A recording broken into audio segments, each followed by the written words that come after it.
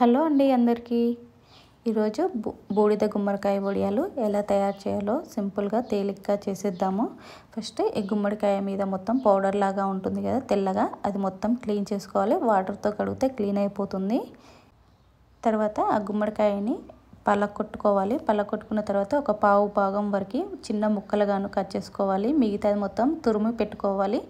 తర్వాత ఒక పెద్ద గిన్నె తీసుకొని ఒక చున్నీ కానివ్వండి, లేకపోతే ఒక కాటన్ క్లాత్ కానీ తీసుకొని మనం తురిమి పెట్టుకున్న గుమ్మడికాయ తురుమును వేసి గట్టిగా పిండుకోవాలి. ఈ గుమ్మడికాయలో వాటర్ ఎక్కువగా ఉంటుంది, అందుకనేసి మనం వడియాలు పెట్టుకోవాలంటే ఆ వాటర్ ఉంటే అంత లూజ్గా అయిపోతుంది అనమాట, పెట్టుకోవడానికి రాదు. అందుకనేసి గట్టిగా తిప్పుకుంటూ ఆ వాటర్ అంతా వచ్చేలాగా పిండుకోండి. చూస్తూ ఉన్నారు కదా ఆ వాటర్ అంతా ఎట్లా వచ్చేస్తుందో, గుమ్మడికాయ రసం అనమాట ఇదంతా. ఈ తాగుతూ కూడా చాలా మంచిదండి గుమ్మడికాయ రసం అనేది. చాలా హెల్త్ బెనిఫిట్స్ చాలా ఉంటాయి. కుదిరితే తాగండి. మేము తాగడానికే నేను ఇందులో ఉప్పు పసుపు ఏది వేయకుండా చేస్తున్నాను అనమాట.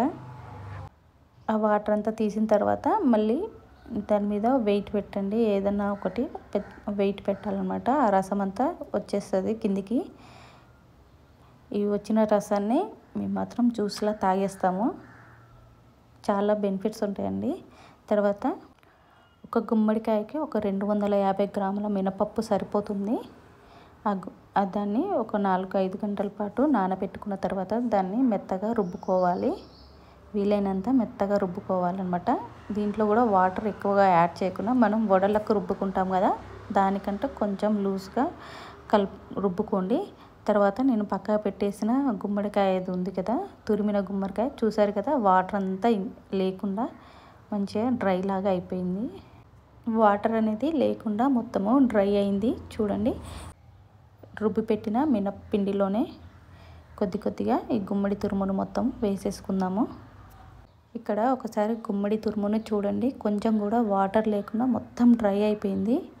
ఎలా ఉంది చూస్తూ ఉన్నారు కదా. ఒక 4-5 గంటలు అలా ఏదన్నా బాగా వెయిట్ ఉన్నది పెట్టేస్తే అలా మనకి పొడి పొడిగా వచ్చేస్తుంది గుమ్మడి తురుము అంతా. వాటర్ అనేది కొంచెం కూడా లేకుండా వచ్చేస్తుంది అనమాట.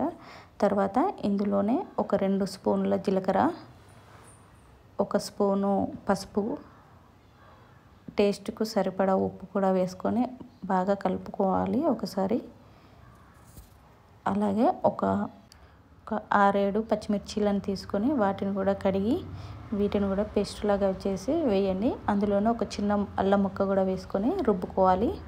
రుబ్బుకొని ఆ తురుమును కూడా అందులోనే వేయండి.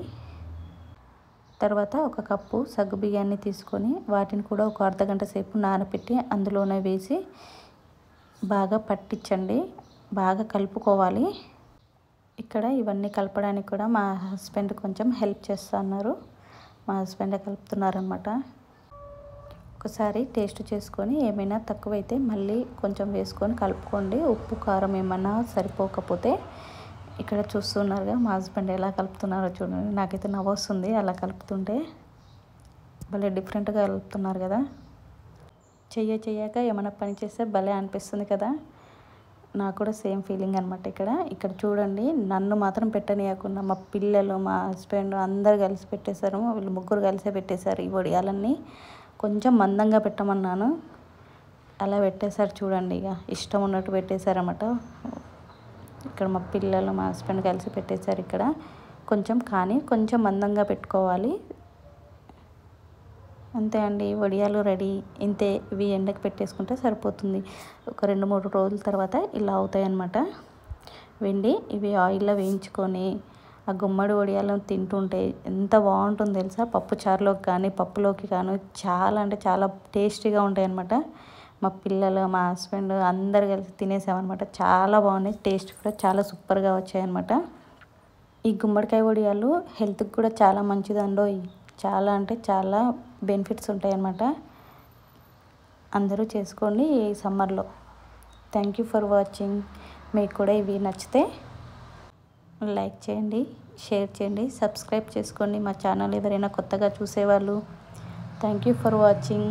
చాలా బాగా వచ్చాయి కదా గుమ్మడికాయ వడియాలు. చాలా అంటే చాలా టేస్టీగా ఉన్నాయండి.